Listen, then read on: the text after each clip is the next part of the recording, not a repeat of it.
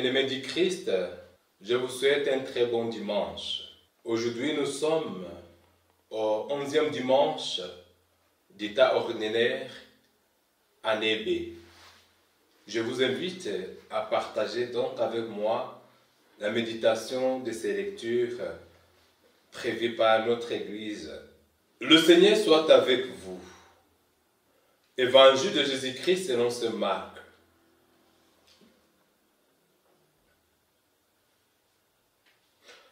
Parlant à la foule en parabole, Jésus disait: il en est du règne de Dieu comme un homme qui jette le grès dans son champ, nuit et jour, qu'il dorme ou qu'il se lève, la semence germe et grandit, il ne sait comment.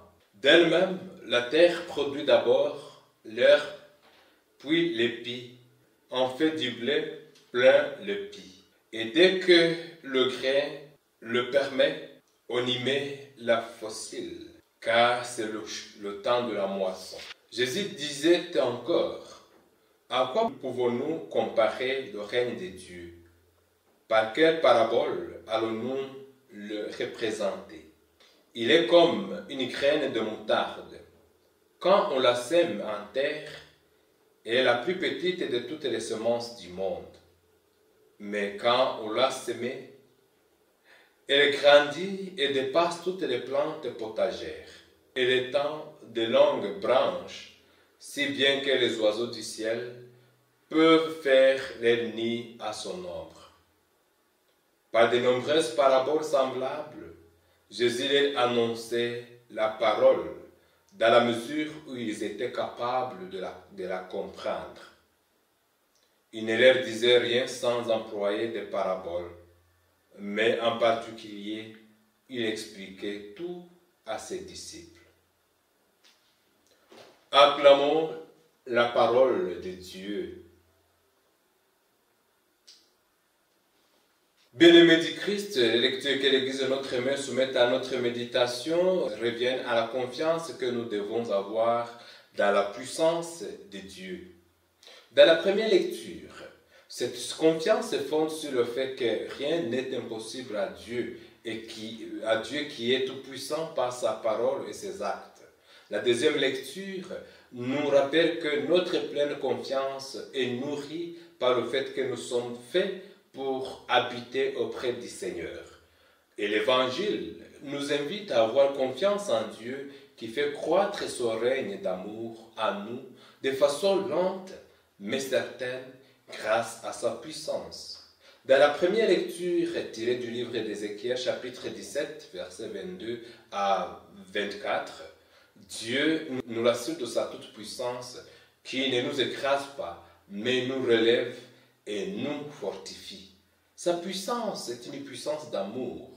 L'allégorie de l'arbre planté par Dieu nous fait comprendre sa puissance créatrice. Il est le maître de tout. Il peut faire jaillir la vie, la paix et le bonheur là où ils ne sont pas, par l'efficacité de sa parole et de ses actes. Faisons-lui confiance, car tout est dans sa main puissante. Notre rêve le plus profond doit être de voir la puissance du Seigneur dans tout ce que nous traversons, dans des situations difficiles, dans des situations d'action de grâce. Nous devons justement découvrir la puissance de Dieu, la puissance agissante de Dieu dans notre vie de chaque jour.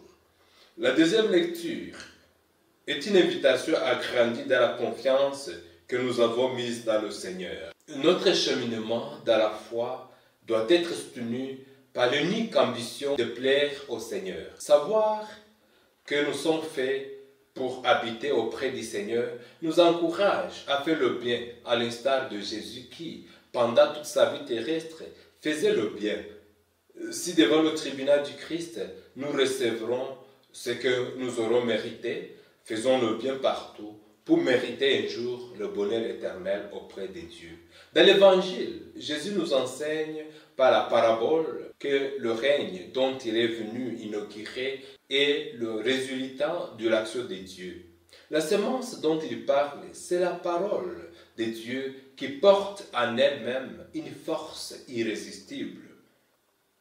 Cette parole, une fois annoncée, elle pénètre notre esprit et notre cœur et nous transforme intérieurement chaque fois que nous la recevons dans notre vie.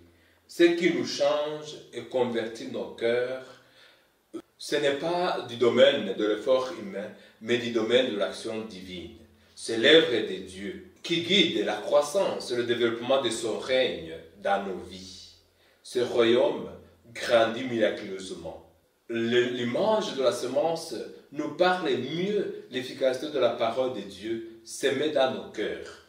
Malgré la nature faible et la petitesse de la semence, il portera des fruits et atteindra son accomplissement.